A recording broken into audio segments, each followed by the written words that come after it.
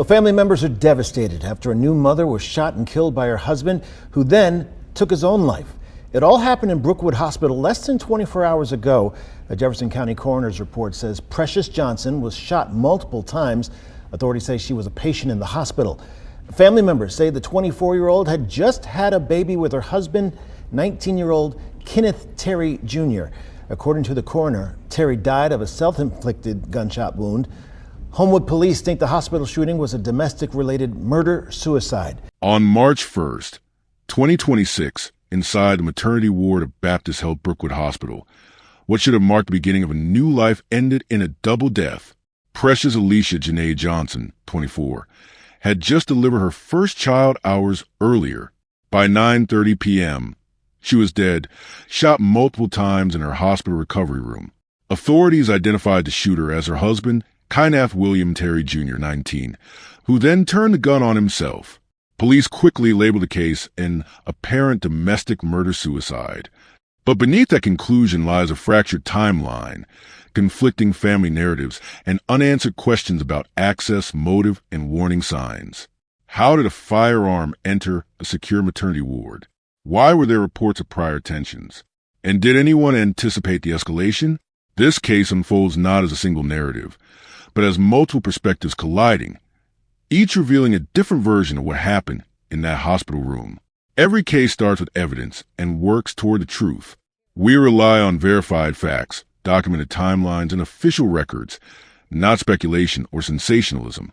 Subscribe to stay updated as we examine each case clearly, carefully, and professionally. Joins us live and local from Brookwood Hospital. Elisa, you spoke with family members in the Alabama Hospital Association today. What have you learned? Well, I did speak with Kenneth Terry's mother today. As you can imagine, she is devastated. She did not want to speak on camera, but she told me she just can't understand what happened. She said this young couple was having some marital problems, and Precious Johnson did not want Terry's family at the hospital when she delivered the baby, but she still can't comprehend that her son could be violent. 19-year-old Kenneth Terry had a lot going on in his life. His mother tells me he had finished Army National Guard boot camp, had married 24-year-old Precious Johnson, and they were expecting a baby. But Sunday night, after Johnson delivered her baby, authorities say Terry shot her several times and then turned the gun on himself. On March 1st, 2026, officers from the Homewood Police Department responded to an emergency call reporting gunfire at Baptist Health Brookwood Hospital.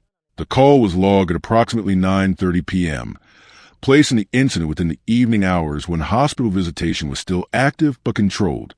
Upon arrival, officers secured the maternity ward area and confirmed that two individuals inside a private recovery room had sustained fatal gunshot wounds.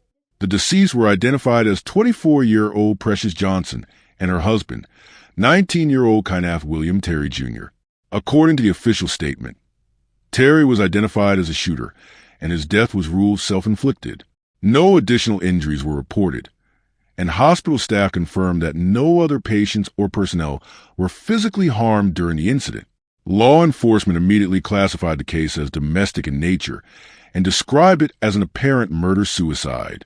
The hospital initiated a full lockdown protocol, restricting movement in and out of the facility, while officers conducted a preliminary sweep to confirm there was no ongoing threat.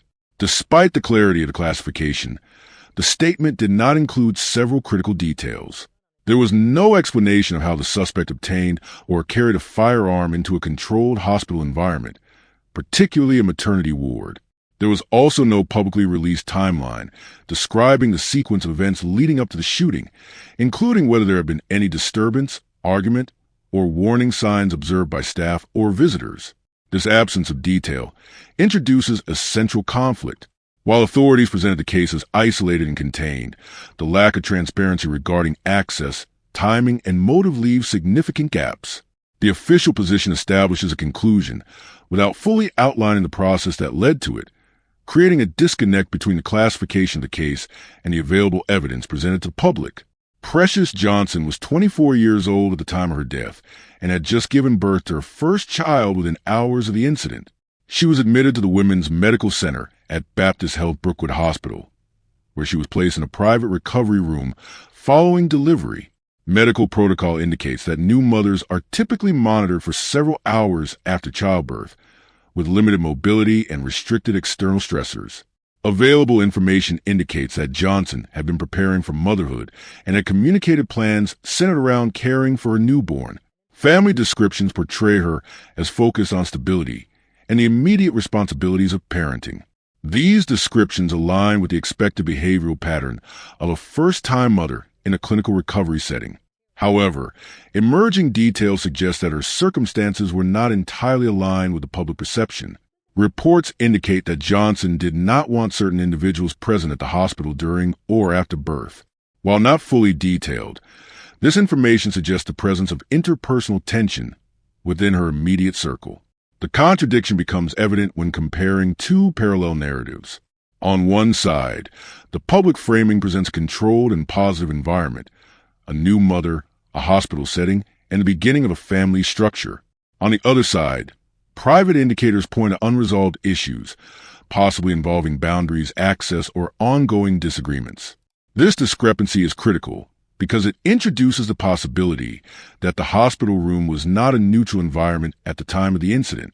Instead, it may have been a setting where pre-existing tensions were present, even if they were not formally documented or escalated prior to the shooting. Because Kynath William Terry Jr. died at the scene, there is no direct statement from him regarding the events that occurred. As a result, investigators rely on indirect sources, including family remarks, background information, and behavioral reconstruction. Terry entered Baptist Health Brookwood Hospital as a visitor. Hospitals typically maintain visitor logs or controlled access points, but there has been no public disclosure regarding how he navigated these systems or whether any screening procedures were in place at the time. Prior to the incident, Terry had recently married Johnson. He had also completed training associated with the National Guard, indicating a level of discipline and exposure to structured environments.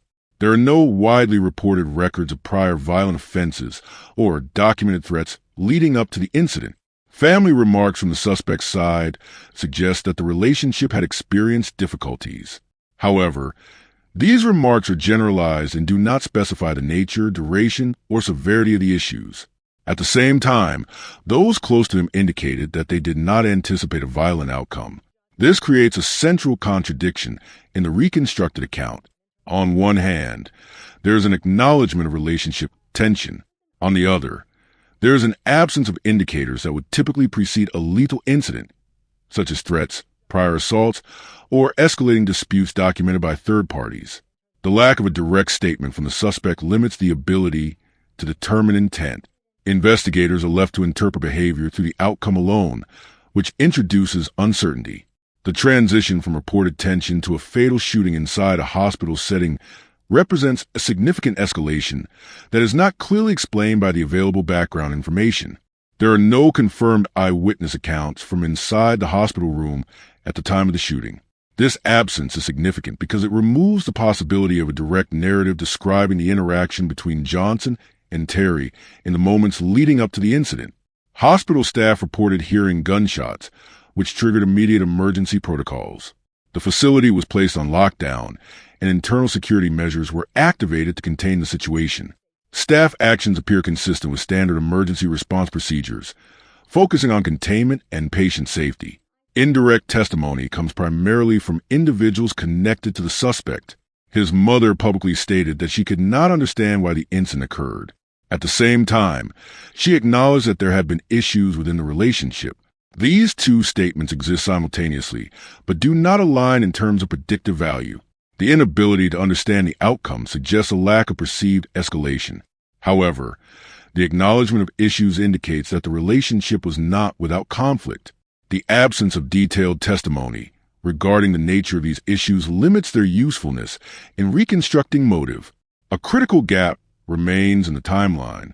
There is no confirmed sequence detailing whether an argument occurred before the shooting, how much time passed between childbirth and the incident, who last interacted with Johnson prior to the event.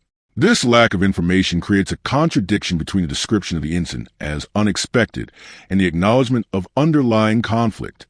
Without a defined timeline, it is not possible to determine whether the event was sudden or the culmination of escalating tension within a confined time frame. Reconstructed investigative notes indicate that Precious Johnson sustained multiple gunshot wounds inside a private recovery room. Kyneth William Terry Jr. was found with a fatal self-inflicted gunshot wound at the same location. The setting of the incident, a hospital recovery room, introduces specific investigative challenges. Such environments are typically controlled, with limited entry points and monitored access. This raises immediate questions about how a firearm was introduced into the space without detection. Investigators will focus on several key areas: entry and exit logs for visitors, surveillance footage from hospital corridors, staff observations prior to the incident, any recorded disturbances or complaints. One of the primary unresolved questions is whether there was any form of interaction or escalation prior to the shooting. This includes the possibility of a verbal argument, a behavioral change, or any indication that the situation was deteriorating. Theories surrounding the case evolved as follows. Initial theory: spontaneous domestic violence occurring without prior escalation. Secondary theory: pre-existing relationship tension intensified following childbirth.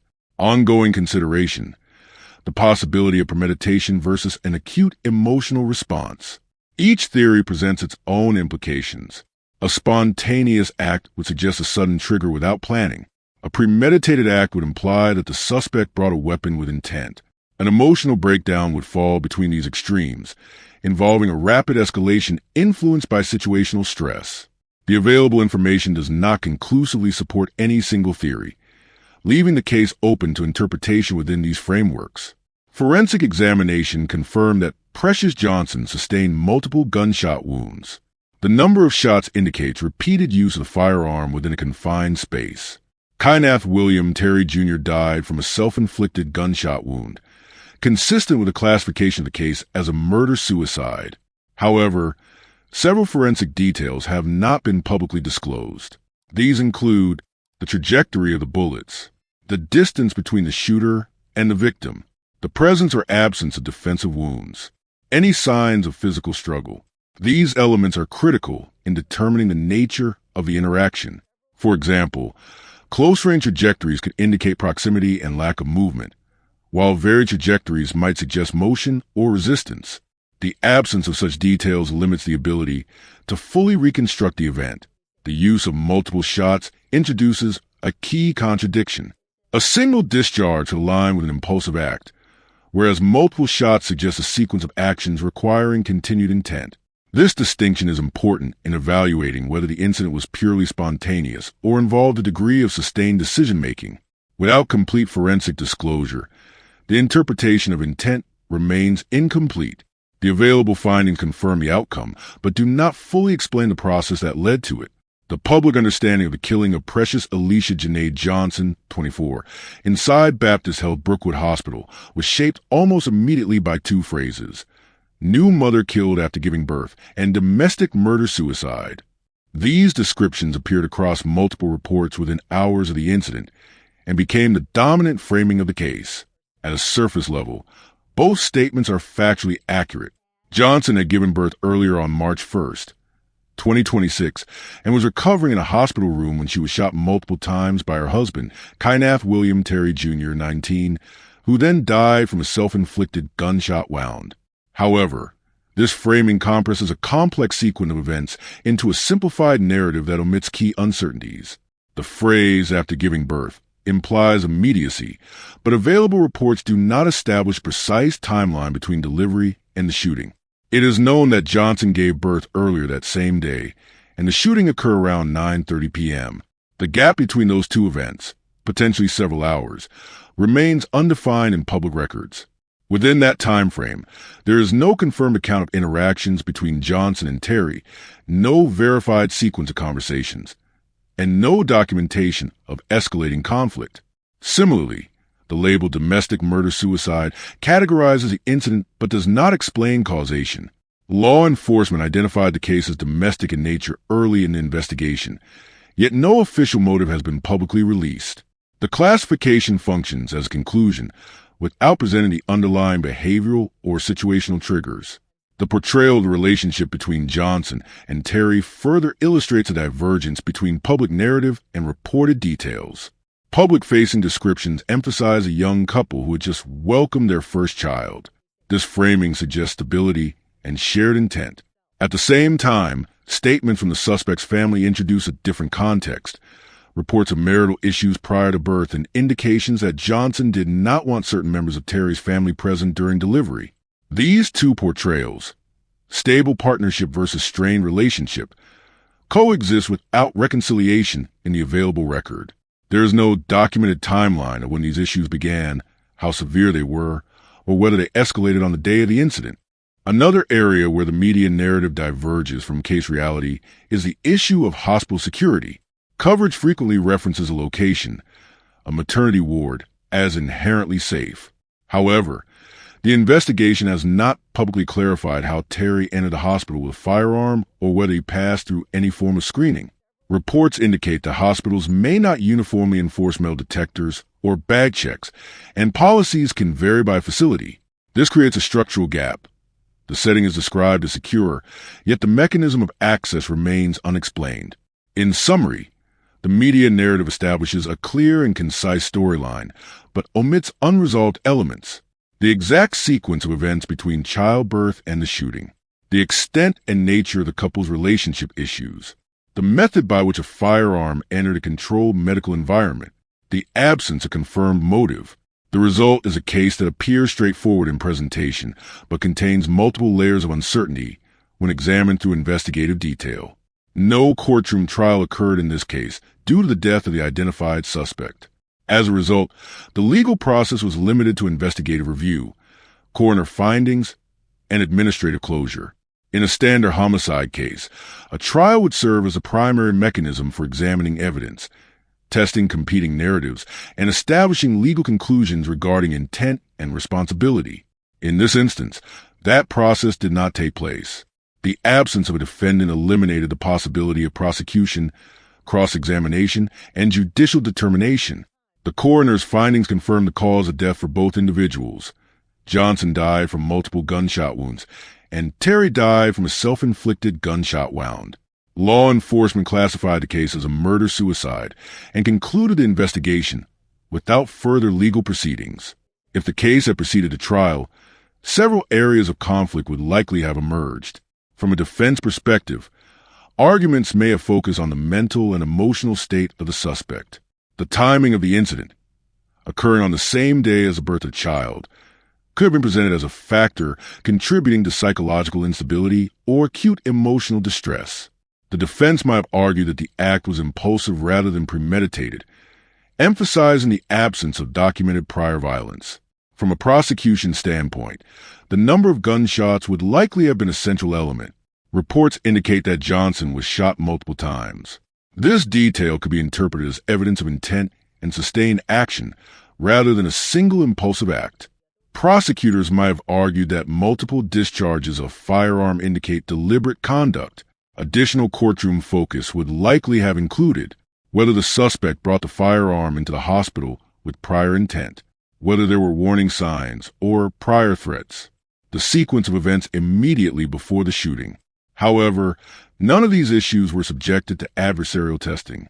There was no opportunity for witness testimony under oath, no forensic experts presenting detailed reconstructions in court, and no cross-examination to challenge inconsistencies. The absence of a trial creates a structural limitation in the case record. Legal conclusions remain administrative rather than judicial. The classification of the incident as a murder-suicide is based on investigative findings, not a verdict rendered through courtroom procedures. The official legal outcome of the case is defined by its classification as a murder-suicide and the subsequent closure of the investigation. Law enforcement agencies determined that Kyneth William Terry Jr. was responsible for the shooting of Precious Johnson and that he subsequently died by suicide. With the suspect deceased, no criminal charges were filed and no prosecution was initiated. The coroner's office provided cause of death determinations, which supported the police conclusion. Johnson's death was ruled a homicide, and Terry's death was ruled a suicide. This classification effectively concludes the case within the legal system. There are no pending charges, no trial proceedings, and no appellate processes. However, this outcome carries inherent limitations. Without a trial, several legal determinations remain unresolved. Intent. While the act itself is established, the degree of intent, whether premeditated or spontaneous, was not adjudicated. Premeditation. There is no legal finding on whether the suspect planned the act prior to entering the hospital. Triggering event. The specific circumstances or interactions that led to the shooting are not defined within the legal record. In standard criminal proceedings, these elements would be examined through evidence presentation, witness testimony, and legal argument. In this case, they remain investigative assumptions rather than judicial findings. The closure of the case reflects procedural finality, but does not equate to comprehensive explanation. The legal system recognizes the event as resolved in terms of responsibility, yet does not provide a detailed account of causation or context. Law enforcement maintains that the incident was an isolated domestic event. The classification as a murder-suicide indicates a conclusion that the violence was contained within the relationship and did not involve external actors. However, police statements do not address specific operational questions, particularly regarding hospital security. There is no public explanation of how the suspect entered the facility with a firearm or whether existing protocols were followed or bypassed. This leaves a gap between the conclusion of the case and the logistical factors that enabled it. Statements associated with Johnson's family emphasize her role as a new mother and her future plans. Public accounts describe her as someone who had recently entered a new phase of life following the birth of her child. From this perspective, the incident is characterized as sudden and unjustified. There is no indication from the victim's side that the outcome was anticipated or that escalation to lethal violence was expected. This position contrasts with other elements in the case that to underlying relationship strain, creating a divergence between perceived stability and reported tension. Comments attributed to the suspect's family present a different set of assertions. They acknowledge the existence of marital issues but emphasize the absence of any known violent behavior prior to the incident. This framing suggests that while the relationship may have been strained, the escalation to lethal violence was not predictable based on prior conduct. The suspect side also introduces contextual factors, such as recent life changes, including marriage, impending parenthood, and completion of military training. These elements are presented without a clear connection to the act itself, but contribute to the overall profile of the suspect at the time. Several unresolved questions remain central to the case. Hospitals are generally structured to control access, particularly in maternity units. However, there is no publicly confirmed explanation of how the suspect brought a weapon into the facility or whether he encountered any form of screening. The timeline between Johnson giving birth and the incident later that evening is not fully documented. There is no detailed account of interactions, movements, or events within that period. While family statements, marital issues, there is no record of formal complaints, reports to authorities, or documented threats. It remains unclear whether any indicators of escalation were present or recognized. The final phase of the case is defined by closure without full resolution. Each perspective, law enforcement, family members, and public observers, provides partial insight but does not produce a complete account. The police classification establishes responsibility but does not explain mechanism. The victim's narrative emphasizes loss without addressing prior conflict. The suspect's narrative acknowledges tension but denies predictability. Without courtroom examination, these perspectives remain untested against one another. The result is a case that is legally concluded but investigatively incomplete, with critical details existing as gaps rather than verified findings. Facts verified. Case concluded. Justice is determined by what can be proven. Subscribe for more documented cases and real criminal investigations.